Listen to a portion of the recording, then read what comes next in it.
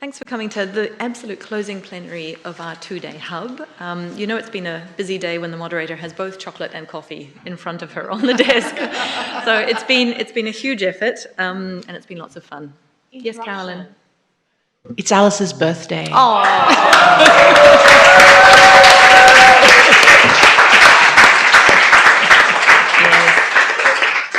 Yes. It is also my birthday, so this is like... chocolate for birthdays. Listen, I have two apologies to deliver. The gentleman who are going to join us, Nagesh, has been tied up, and Bernie, who is the head of external relations at the World Trade Organization, said, I will make it if I can. I suspect he's doing external relations for the World Trade Organization over the road, and that is absolutely by far the more important thing for him to do. So, Bernie, when you watch the recording, we completely understand. Nagesh, similarly. Listen, this closing plenary really has maybe kind of two general objectives.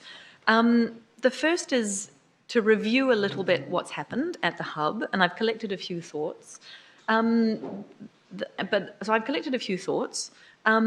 the Q&A session at the end is not really going to be questions and answers for the panelists. It's going to be comments from all of you about what you have learned at the hub and what you have found interesting. Because this is the first in-person hub we have run as a trade team. I think it's been a resounding success, but I want to hear what you've found interesting. So it's a bit of a last conversation amongst all of us here about what's been interesting to hear about.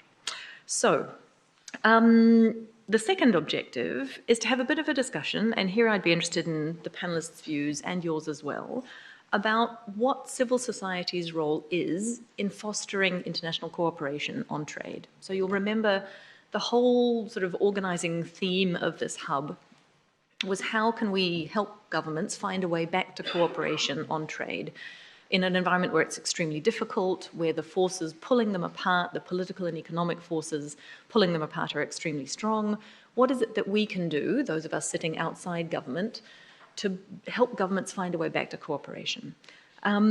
So I'm going to start with let's start with the civil society role, or in fact of thinking about it, and then I'll give you, just a few things that I've heard in the discussions over the last 2 days, and then I'd be really interested in your thoughts, perhaps on both of those questions. But joining me on the panel, we had an opening plenary of women, and we will have a closing plenary of women, which is nice. So joining me on the panel, Abigail Ross Hopper is, of course, CEO and president of the Solar Energy Industries Association, based in the United States.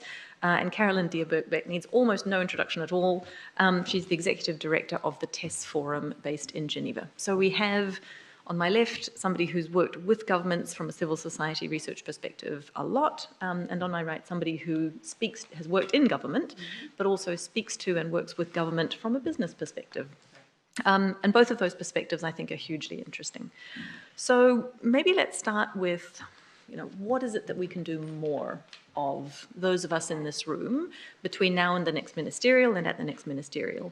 But maybe, Abigail, the first question to you is sort of more about what we should be aiming for, in a sense. So from the solar energy industry's perspective, what sort of cooperative trade policy do you think we need to help accelerate the energy transition that we've heard so much about in the last couple of days? And perhaps what do you think governments need to hear from business and civil society to move themselves towards that cooperation? Yeah. Well, first of all, happy birthday. And thank you so much for inviting me to be here. It was interesting that you said it was I didn't realize it was the first in-person event. It was impressive. It did not feel like a trial run. It felt like a well-oiled machine. So thank you very much. And I'm honored to be here. So I sat in that row back there, 36 hours ago or whatever it was, sort of a novice to this sort of discussion, international discussion, because as someone from the United States, we have been fairly focused on growing our own domestic market. And as we have gotten a little more comfortable on our feet in the United States and sort of seen what's happening around the world in our own politics, made a decision as an organization that it was time to learn from others around the world who have more experience and more insight, perhaps, than we do.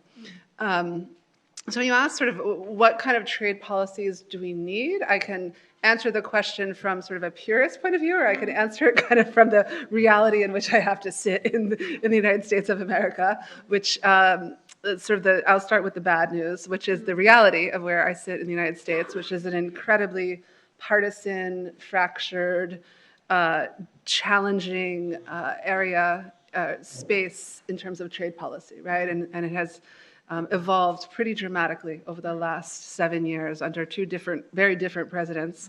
And so we find ourselves somewhat alone in our view of trade because as I was in a panel this morning where someone talked about the United States really giving China the status of a power player and sort of by our characterizing them as the enemy, if you will. We've really set up this dynamic. And so, as I'm sure you all know, that's a reality in the United States. There's a bipartisan, sort of all the parties agree we need to distance ourselves from China, and that has huge implications on my industry that gets most of our product either from China or Chinese-owned companies. So what do we need to build this energy transition and to have as much cooperation as possible? I think, in a perfect world, we would have a more diverse supply chain. We would have trade policies that encourage cooperation and encourage us to identify what other countries' assets are, what our own assets are, and how we can work together towards this rapid decarbonization, which I think is so critical for our planet. So that is the aspirational part of my discussion. But I was interested in your question about sort of how do government and NGOs, or we call them NGOs, civil society and business work together. And I had a conversation with someone over a sandwich in the hallway, and we were talking about sort of both feeling, he was from a different country than I, both feeling frustrated at our government officials for not listening to either industry or sort of civil society, and came to the conclusion that I lobby politicians for a living, and one of the most effective ways is to bring pressure and provide the answer, right? And so if we, as groups, can build consensus around what the answer is, and then as groups apply pressure to our own governments, I think that's probably the most important way we can work together. We talked about some, small victories are always good testing points to do small things on the way to doing large things. And so I believe there are some opportunities we may have to bring industry and civil society together, sort of not waiting for government to lead us, but really leading the path ourselves and inviting our governments to follow. Very, very interesting. So in a sense, helping governments move towards cooperation requires cooperation amongst ourselves first. Yes. Well said. But recognizing, as I say, that sounds easy, but in fact would not be, right? Because it would require a blending together and a finding of convergence amongst very different interests as a beginning step. Very interesting. Thank you, Carolyn. Could I perhaps ask you to speak, maybe not so much the big international cooperation that we've been talking about, but perhaps speaking particularly to what needs to happen at a domestic level to help support more international cooperation? Because we've been talking a lot here about, in fact, the distance between the sort of highfalutin, as Americans would say, the sort of highfalutin policy discussion that happens at the WTO and the texts and the treaties and the politics, but also often, and people have brought this to the fore in a number of sessions, the realities on the ground, which are a long way from the policies and the politics and the legal texts. Could you perhaps tell us a little bit from your perspective about what needs to happen at a domestic level to help support international cooperation? Is there something civil society needs to be doing differently in that context? Thank you, Alice. It's a great question. So in the work that we do, which is a lot about fostering international cooperation on trade and sustainability, one of the challenges that we encounter often is that the countries that are coming to talk about these issues have not spent enough time thinking about it back home. and building the consensus needed around that at the national level. So it's very hard for them to build bridges with each other when they haven't yet built the constituency they need at home for this. So, and we've been reflecting, you and I and others have been working on these topics for 20, 25 years, and yet we still haven't really cracked that nut of building better domestic processes of trade policy making. So to me, a really key priority, it doesn't matter what trade and issue you're working on, it always comes to that idea, are the right people sitting around the table nationally advising their governments on these topics? So I think one of the things is to make sure we have more diverse voices from the stakeholder communities nationally. That may include NGOs, but also the range of other civil society voices. I mean, and here I think in the business sector too, we have a tendency to talk to the biggest exporters with the clearest interests, or the biggest countries who are protecting themselves against imports. Whereas in fact, there's a diverse range of businesses nationally, particularly those who may be involved in new business models, newer parts of the economy who need a voice. And here I'm thinking particularly also of the whole sector of MSMEs, and also of women-owned businesses and so on. We've heard a lot about that this week at MC13 around the sort of inclusion agenda around trade. And I think that matters because what we really need to do is to make sure that trade policy serves core public policy goals that we have. And in almost all countries, that's about decent work, sustainable livelihoods, about ensuring that people are producing and consuming responsibly. They're not producing products that are bad for their health or for the planet, that they're generating growth that supports bringing people out of poverty, supporting less income inequality and so on. We can only do that if the people affected are involved in that conversation. And at the moment, I think it's fair to say most trade policy making doesn't do enough of that. So from the civil society point of view, with academia and with business, we need good data, we need good more work on policy options. But I think the key thing, and I was really glad to hear you say this also, Abigail, is we need to do more of that analysis that thinks not only about our national political economy and our national objectives, but about the objectives of our trading partners. Because all of these sustainability goals that we have, sustainable development goals and so on, are global commitments. Very few of these problems are we going to tackle nationally, even though nationally you may need to do a lot of domestic politics to pass climate legislation and so on. Ultimately, it's about a global climate agenda and enabling other trading partners and other countries also to take action and to prosper. And so I think we need to be doing a lot more systematically through our work that's about looking at how can we do this in a way that also works for those in other countries and works for our international development commitments, our global environment commitments, and so on.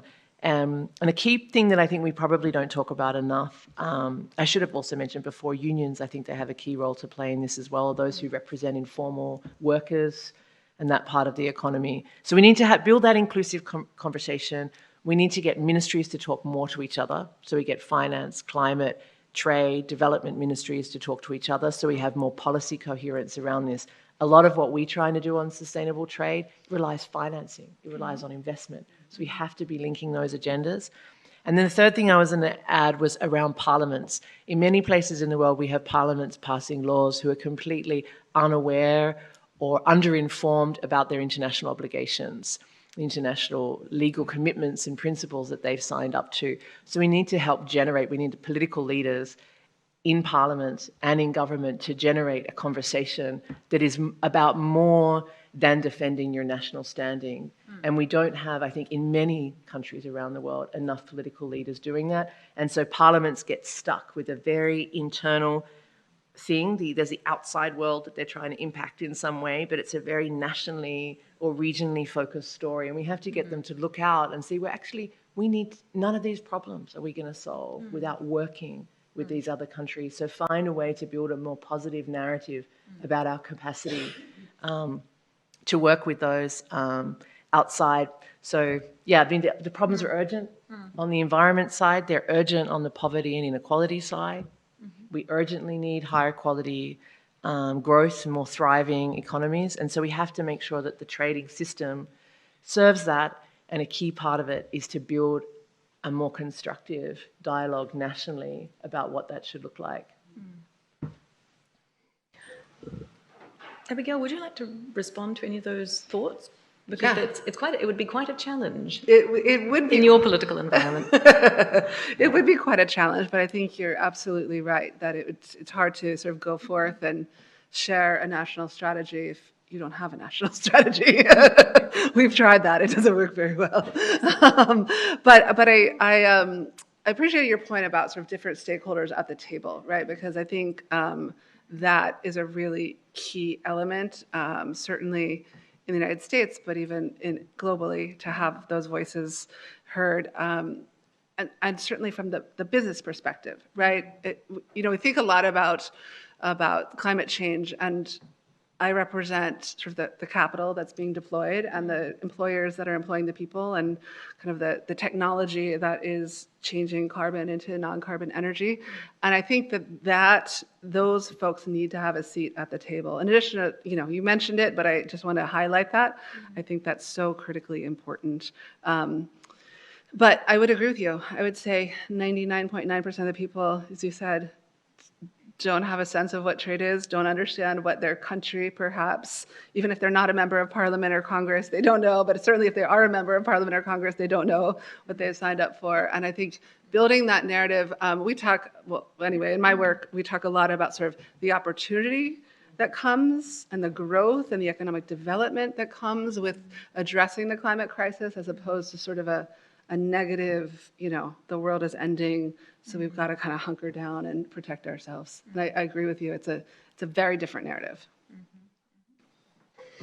And one that I think, if I may, just to kind of abuse my position as moderator here, one that I think requires, as Carolyn, you were saying, a degree of political leadership that we don't always see, right? Because the much easier thing to do, frankly, is to sort of other things that come from somewhere else, people that come from somewhere else, other people, other countries in general. And the process of othering, I think, is extremely dangerous. And I think that's the sort of the root of a lot of the polarization we see. To bring all of that lofty stuff sort of back to what we've been doing in the last couple of days here, I think in a sense, it's trying to undercut some of that othering that this hub has been trying to do, to bring together people with very different perspectives and very different views on what some of these questions or how some of these questions should be answered. So what have we heard? So we had, I think, if I remember right, we had 3 sort of sub-themes for the last couple of days. And the first was trade and climate, or sort of climate change subsidies in particular. Are we spending wisely? The industrial policy question. For trade and natural resources, how do we allocate the burden of change? Right, big question that came up even at the very opening plenary. And lastly, what would a fairer and more inclusive trade system look like? And I think if I think back on the sessions that at least I've sat in on, in response to the first question, are we spending wisely? Honestly, it seemed to be one of the absolute top issues in every discussion, right? The number of times people talked about subsidies was extraordinary. The rooms that talked about subsidies were standing room only. People were standing on one foot in some occasions. Absolute top issue and a really difficult one to nut out because the interests are so conflicting. Fishery subsidies, agricultural subsidies, still the question of are we spending wisely? The answer in general seemed to be probably not, but how do we find our way back to a more rational system of investment was a difficult one. How do we allocate the burden of change?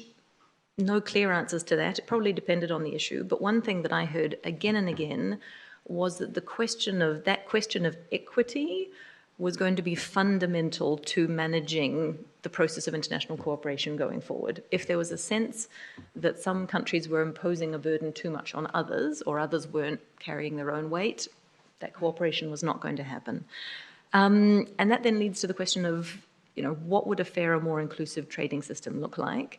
And here I actually come back to some points that Pamela Cook-Hamilton made at the very beginning of the whole hub about the fact that, in a sense, the economic system, for all of its digitalization and for all of its change and for all the growth and poverty reduction that has happened, for many countries, they are still completely dependent on commodity exports. are not managing to add value, are not managing to, from their perspective, reap the benefits of the globalized trading system. So that's a problem in substance, and it's a political problem, because again, that lack of equity and the perception that it's unfair, I still think, is preventing a lot of the progress we want to see over the road. So that's what I've heard over the last couple of days. We've got some really interesting ideas there about what civil society should be doing with business at a domestic level, at an international level. That's what I've heard. But I'm very keen to hear what you've heard. So the floor is quite literally open. Tell us what you've heard over the last couple of days and what you've found interesting. And we have a good half an hour, so I'm not going to be annoying and cut you off like I have the last 2 days.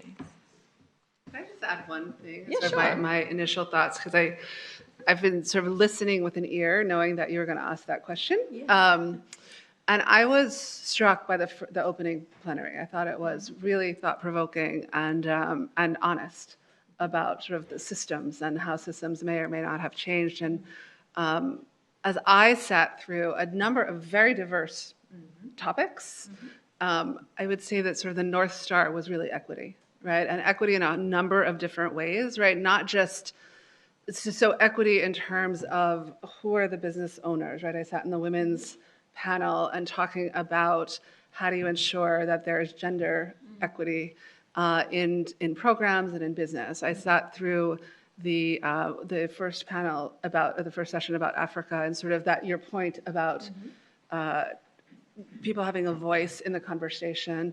I sat through the one about critical minerals, which certainly was not anticipating an equity conversation, but someone, I don't actually remember who, but someone said, you know, critical to whom, right? Like, let's ask ourselves that question. That is a really critical question. And then our panel about sort of the United States as a case study is a really, I mean, we have basically created a system in our own country that is not equitable to anyone else who's not in the United States, right? Any business that's not in the United States. And so I think that as the organizing principle was really apparent to me in just a variety of different flavors. And Nagesh, you've arrived in a sense, at the perfect moment, because we're just pulling together. I was stuck on a call. That's right, it happens. But listen, we've just been pulling together some of the important things we've heard over the last couple of days, and a lot of the conversation in the sessions and here on the panel has come back to the need for people to be talking to each other with honesty, and with a sense of acknowledging somebody else's interests as well. And that is probably one thing we need to get towards, a system that has more equity in it. So you sit in India, you run the Center for International Studies on industrialization within India. I guess one question to you before I open the floor: what kind of cooperation and trade policy do you think developing countries need to advance their industrialization interests, right? And what is it that we can be doing to provide in substance and in perception a better sense of equity in the international trade system? And then I do promise I'll open the floor. Thank you, Alice. First of all, my apologies for getting to the room a bit late, as I was on an extended phone call, which just went on and on. As it happens. So, yeah. I think this is a very important conversation we should be having. And the context, of course, which is what we read every day in the Financial Times or any newspaper that we do, the retreat of globalization and the rise of industrial policy, which you know, the discussion of today is focused on these two trends. So that the new Washington consensus, which Washington consensus was a term used for globalization, liberalization, privatization. Now, new Washington consensus is on industrial policy. So, bipartisan consensus in the United States and also in EU about the industrial policy, the rise of real economy, and caring for jobs and not just consumerism. And Danny Roderick has been writing about it, and he calls it productivism kind of. So the illustration of this rise of industrial policy is no better done than by looking at the three pillars of U.S. industrial policy in recent times: the CHIPS Act, the Inflation Reduction Act, and the Infrastructure Act, which are putting on the table $1.2 trillion, which is like 5% of their GDP, for subsidies and incentives for new industries, the green industries. And EU is following a very similar kind of approach. So, for developing countries, I think uh, developing countries were sucked into this times of hyper globalization, uh, believing, or they were made to believe that you liberalize trade and investments will take care of all your problems. But after 30 years of hyper globalization, what have we achieved? If you look at the patterns of global exports, who has got what out of the 30 years? Very clear. One country, of course, part of the global south, has got 10 times its share in global exports. But for rest of the lot, the gains were very modest, and for some, like sub-Saharan African countries, they were squeezed out. I can give the numbers, but that in the interest of time, I won't. And so 30 years of hyper-globalization have produced very mixed legacy. And now with the world trade growth and investment growth coming to kind of very flat patterns, one has to look back and look within to create indigenous sources of demand, indigenous sources of supply, and build the real economies, which were kind of in the globalization era. The many of the developing countries have witnessed the deindustrialization, premature deindustrialization, and many countries have witnessed that. So we need to rebuild economies, and for that, particularly the green industries, which are needed for clean transition, like solar PVs and batteries and EVs and green hydrogen capacities and all that. So create jobs, decent jobs, and climate transition both together and bringing sustainable prosperity.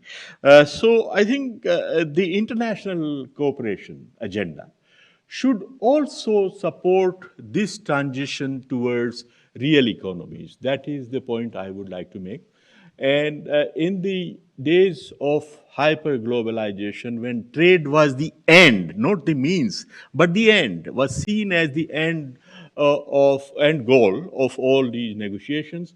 So we abandoned many of the policy spaces, which were used by industrialized countries in the past and newly industrializing countries of the East Asia, for instance, very productively. Things like local content regulations, the flexibilities of TRIPS or intellectual property rights, and all kinds of investment incentives and subsidies. So these policy spaces which were available to any industrializer earlier were abandoned, were taken away in the Uruguay round. And so it is time to restore some of them for this green industrialization. And so for that, international cooperation is very much desirable. This is to create these policy spaces, through maybe some kind of a peace clause on TRIPS and TRIMS, put them aside for a while we capture the gains of green industrialization. And coming to your second part of your question about the role of think tanks, institutions like IISD, and all others that are represented in this room, I think we need to look at the evidence and come up with creative solutions to drive the industrial policy agenda in a much more, sort of productive, fruitful manner, which brings sustainable prosperity for everyone, and not for a few, like in the past we have seen only one country gaining and others either squeezed out or deindustrializing, and now realizing that the issues with that kind of lopsided globalization, and so globalize or re-globalize with much more equitable manner, and for that policy spaces, flexibilities which were lost need to be restored. Thank you. Very interesting. And I have to say, forgive me, both of you, absolutely fascinating to hear requests for policy space sort of from an Indian perspective, because I've also heard it a lot from, not from you, Abigail, but from American politicians, right? So there's now an agreement on policy space, which is an interesting development in itself. And what I'd really like to see is that discussion go another step forward to exactly what we mean by that. Maybe that's the topic for the next hub. That was really helpful. Nagesh, thank you very much indeed. Just before you arrived, I was just about to open the floor and ask our audience what they think, what they've heard over the last couple of days, and what they've found interesting. And now I really will do it. I have the gentleman in the middle. I can take 2 or 3 comments at once, and then I'll ask the panelists if they'd like to respond. Go ahead, please. Okay, thanks. My name is Emmanuel Wachendo from the Institute of Economic Affairs. That's a think tank in Nairobi, Kenya. And top of my mind, I think, when you talked about what we heard that was interesting was, I think, repeated interactions with, first of all, the team from New Zealand were a bit enlightening. I had heard a little bit about what their indigenous communities have been doing in terms of their interactions with the state and trying to translate and inform New Zealand's trade policy. It's how it can be postured to respond to their needs and what they have determined are socioeconomic injustices, political injustices that they want to correct. And I think that got me also thinking and reflecting about how when we talk about injustices, even if I go to my country of Kenya, we see that these injustices take on many forms, and that in the sense that just like New Zealand, you have the state and those interactions. You also have tribalism, which has also its own. It has come with its own political economy, right? Its own very difficult and very painful political economy. So it got me reflecting on that again and saying, look, actually around the world, it's not just north-south, but even within many nations around the world, there are frictions, and they're reflected in so many different ways. And so I think to close off my my comment, I think Madam Alice Tipping and Carolyn, you had mentioned, one of you had mentioned that many times when we come to talk about the issues that these different nations we're representing as civil society, we come unprepared in terms of having built the necessary consensus. And so reflecting just on what I've learned from the team from New Zealand and this need for, say, our industrialization aspirations, then there's some very, very real and very difficult work that civil society must do and must face. And there's a real responsibility that they must take in terms of building consensus and coming with real intellectual rigor. Thanks. I mean, that's really interesting, because what you're talking about there, I think, is political leadership, but not from the politicians, in fact. Phil, go ahead.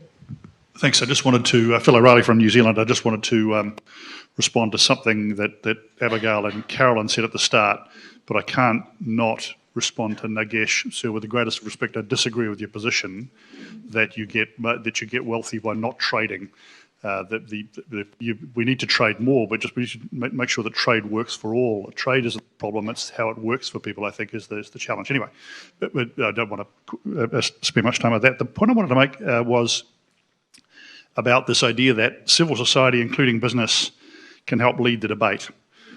And I've done that. I've tried to do that on many occasions over the years in many different fora. And there's a couple of challenges with that, and I think IISD can help. The first is that people turn up to those kinds of things and it becomes a bit of an event, not a process. And you turn up with your lack of knowledge and your preconceptions, and it doesn't succeed, or you either disagree, or you get to what I call blah blah. We all agree that the sun rises in the east, and we can't get any further agreement than that.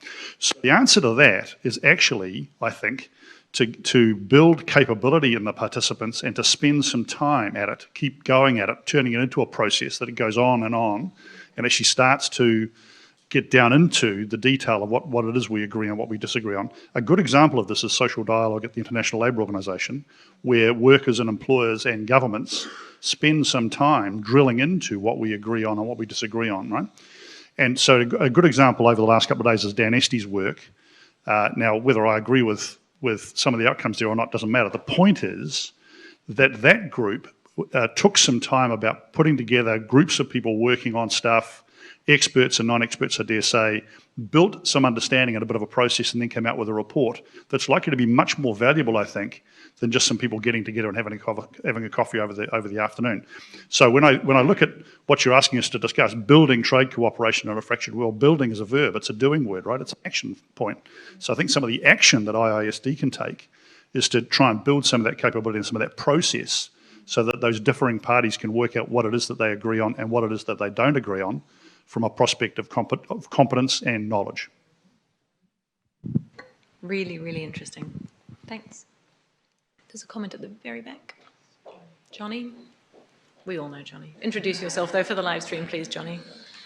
Hi, everyone. Thank you so much. And yeah, Johnny Peters from climate change think tank E3G.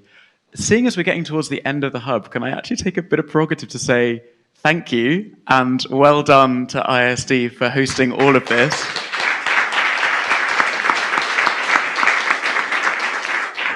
Has been an amazing set of sessions, and I wanted to actually build directly off that exact train of thought, actually, which is all this stuff I massively agree about building out our collective capabilities here, because I've heard a couple of times in many different sessions, actually, about commentators saying they should be having this conversation over the road. This is the conversation they should be having. And I think maybe for next time, I know you probably want a bit of a break before you next host a hub at the side of a ministerial conference or elsewhere, but maybe for next time thinking about building these capabilities between these sessions. But I was thinking, we were walking through the sessions over the other side of the room and how a lot of the time our friends in the media are still kind of flocking towards those rooms over the other side rather than coming over here. And I wonder whether there's something about building bridges with our friends and contacts in the media, whether we should be having media briefings over here next time, for instance, more exposure in that way, talking about building out shared capabilities. That's one idea in this space, but also more in general about how we build our capabilities between these events. So it's not just coming to all these set piece events, but how we're building these pieces over time, I think would be a useful set of reflections. But most of all, well done. Thank you. Thank you very much indeed. I have a good thank you at the end, so don't worry, I won't forget. But yes, I mean, it's an interesting idea, right? In a sense, the hub as a process rather than as a discrete thing. Awesome. Would the speakers like to respond to any of these ideas yet? Because civil society's political role domestically, the need for building knowledge and capacity, and the ongoing, perhaps the links into the media, right? The people who in many domestic contexts and international ones frame the debate, frame the narrative. It's a hugely important job. Go ahead. I just take up? Yeah. I think that on this panel, and then in response to your comment, I think an underlying thread here is about leadership. I mean, and even on your panel, where next, you're asking this community also how can we provide leadership on this topic? And so I just walk quickly through my own thought process on this. So we have huge urgent challenges, right, on the environment, on the social front, on the economic front. We have enormous tensions also that can't be ignored. And we have this huge challenge of how to transform production and consumption and supply chains. But we also have all of these huge opportunities. We have an opportunity to make a definitive difference for the environment, to improve people's livelihoods and jobs. We have extraordinary technologies and capacities. And there's also progress over the road at the WTO, incrementally, slowly. There's more action and discussion and engagement now on sustainability issues than there was 3 or 4 years ago. There's not enough, nowhere near enough. But there's progress being made. We have, 61 trade ministers on Sunday saying that they call for ambitious, concrete and forward-looking commitments in the WTO Ministerial Declaration on how they can support the global response to the climate crisis. We haven't had that before from 61 ministers. We have over half the membership involved in a range of different environment initiatives at the WTO, and we have them actively considering now how they can make the multilateral machinery work better in discussions on trade and sustainability. It's not easy. We all know that it hasn't been easy to have multilateral discussions on those topics, but most members recognise their importance and are willing to grapple with that. So I think that part of what we need to do, and this hub has done this week, is focus on a little more on the positive and the shared sense of purpose. Because the narrative in the media is there is no shared sense of purpose. The world is going to the dogs. It's it's dog-eat-dog world. Trade is a dog-eat-dog, even more so, zero-sum game. And actually what we see is a lot of recognition of the need to cooperate from businesses, from civil society, from governments. All countries face domestic political economy challenges. Politicians are trying to get re-elected, so they focus on those more than the international story. But it's our job as stakeholders, not just to provide advice and input, but to provide leadership. And I think we have to focus more on that and providing that narrative that says that we can do this, we can do better. We expect our politicians to do better, and this is how you can do it. And I think somehow that's something that we need to focus on more as a community, is take ownership of that responsibility, not just to hold people to account, but to provide that leadership and guidance. Yeah. In a sense, holding ourselves to account Yes. for that leadership, fulfilling that dearth of leadership. Abigail, Nagesh, thoughts, responses? Go ahead, Nagesh. Yeah, the point you made, I think no one disagrees that trade can be a very important means of development. And, but when the problem is when we begin to see it as the end, there only the issue arises. And in any case, world trade has never quite recovered from the global financial crisis. So ever since then, the world trade growth has been quite flat, and this is going to be like that. So we should, of course, try and do everything to keep it going. Because it can be helpful, it can be an important means of development, but there is only so much you can do. And the most dynamic part of world trade today is actually South-South trade, which, the emerging countries, the developing countries, the LDCs, expanding their productive capacity and using that to trade between themselves. And I hope it continues that way. That will also help them in increasing their share in, share and importance or salience in the global economy. So, and I totally agree with the point made earlier about the leadership of the think tanks is very important. I think we should not just be offering advice, but creative solutions and leading the debate, because governments can only do that much. So we need to drive the agenda. Thank you. Super. Other comments? Chantaline, Fred? Anyone else? This will probably be the last round, so if you want to make a comment, stick your hand up now. No? Super. Chanceline. Building on Caroline's comment, which I couldn't agree more with, on being optimistic, and I think we also, my experience with the SDGs is that pretty much civil society are the one that put forward the 30% of those, and they were the first one to open their hand, because in the negotiating world, the negotiators don't want to show their hands. I think we need to get together, and I'm looking at IISD, and I'm looking at TESS, and of course UNCTAD willing to contribute, but I think you need to help us, because you have more freedom than some of us but also Dan ST's remaking trade, to come together with all stakeholders to co-create solution that we can then present to member states. Because right now it seems like everybody is like waiting for the perfect solution, which is the enemy of the good solution. And instead, let's just be humble, realize we're going to make mistake, learn, and then go forward, because we don't have other alternatives.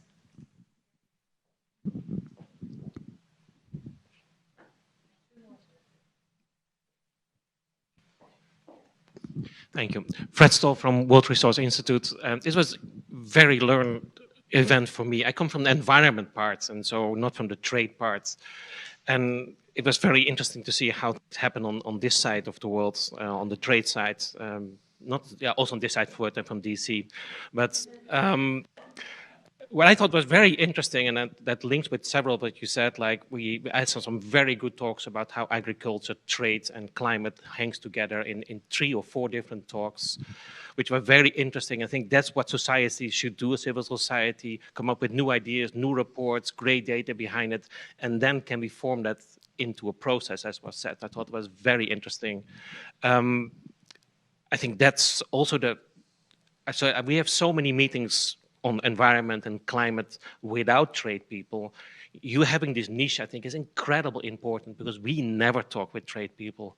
We easily talk with ministers and whatever from US state and US government, but trade, so having that niche is awesome. I think that's great you have this niche. I also feel maybe the next hub invite some environmental and food people, because there's a whole network of food groups, there's a whole network of environment peeps, climate peeps, who work on similar issues. So I thought it was really interesting to see this trade and environment here as a part.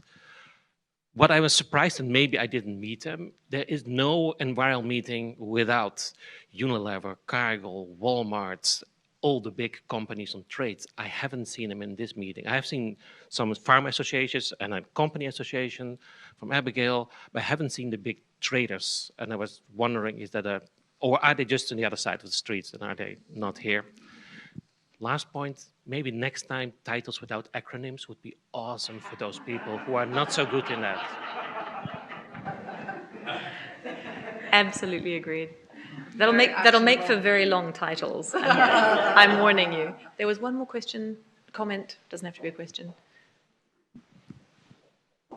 Well, thank you very much. So 4 points? Number 1, I'm coming back to the trade side after about 12 years. And one part which I'm missing, there used to be 3 parts at the MCs. One was the across the road, one was the thought leadership, and there were the loud and clear voices in the street. I'm missing them. And there is a message. And that message needs to be taken seriously. Number 2, Nagesh, if I disagree with you, I don't think that the trade has not recovered from the financial crisis. The economy has recovered fully from the COVID crisis, if you look at the numbers. So there is a lot of resilience in the economy to come back. I think trade is being suppressed deliberately. And as we all know, and we should accept it, import substitution is back.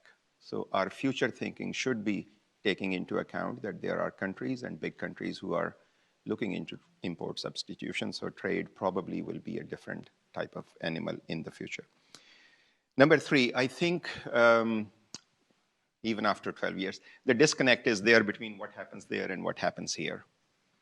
And in future, I think we all can make an effort, and I can humbly say from our side, we will try to do it, that the preparation process for the MC14 should start now, and that is the process in which we can bring different ministries to talk to each other, different stakeholders talk to each other, and come up with common positions at national level, as well as the regional level. And I don't know if there is an informal process at the global level that we can support, because it will always remain impossible for us to have many ministries in that room, and especially the stakeholders that we want to be part of the engagement in that room across the road. The last one. I don't know if I can thank IISD enough for creating this space and a melting pot of ideas. This social capital that at least I have created and many of us created because of this hub is 1,000,000 times worth the financial capital that it may have taken for you to create it. So thank you so very much.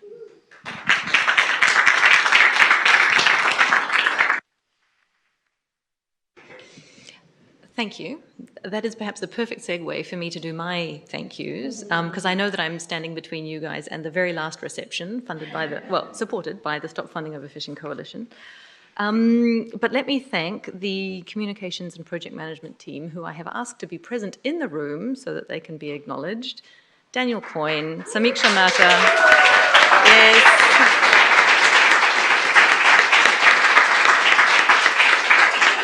All of you. There are more Tumpa Bithi, Ashtripathi, Becca Chalice, Maria Barral, and their teams who are actually watching the live stream from other parts of the globe to make sure that it works. There are people you see and people that you don't. Sincere thanks to the governments who've supported the hub, in particular, the government of Switzerland, the governments of New Zealand, of Germany, and of Australia, and to the foundations who've also supported it, the Loudis Foundation, the Pew Charitable Trusts, and the European Climate Foundation. This would not happen without their support, and it wouldn't have happened without you all. So thank you very much for coming. It's been a blast. We'll see you at the next ministerial and between this and the next ministerial. So thank you very much indeed, and the reception starts in the Saffron Restaurant in a few minutes.